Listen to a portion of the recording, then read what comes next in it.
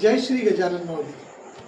इंग्रजी कॅलेंडरनुसार 20 मार्च 1923 रोजी गजानन महाराजांचे निस्सिम भक्त बंकटलाल अग्रवाल यांनी महाराजांच्या चरणी आपला देह विसर्जित केला। बंकटलाल अग्रवाल ज्यांच्यामुळे या जगाला गजानन महाराजांची ओळख झाली।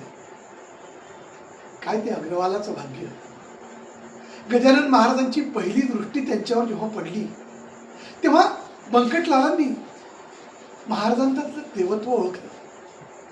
बाह्य स्वरूप, अंगकाठी, खाण्यापिण्याची तऱ्हा आणि बंकटलालाच्या अंगी असलेलं देवत्व ओळखण्याचा गुण, यामुळे बंकटलालांनी महाराजांना त्वरित ओळखलं की ही महान व्यक्ती आहे।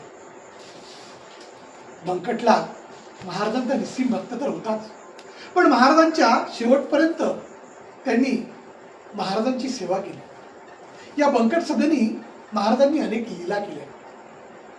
महाराज गेल्यानंतर सुद्धा बंकटलाल सदैव महाराजांच्या समाधीस्थळी सेवेत होता। बंकटलालाला एकदा देहांताची वेळ आली।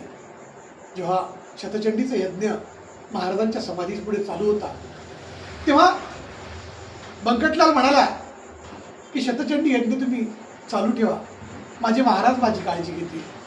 आणि झालंही तसंच। बंकटलालासारख्या या शुद्ध भक्ताला महाराजांनी त्याच्या संकटातून वाचवलं।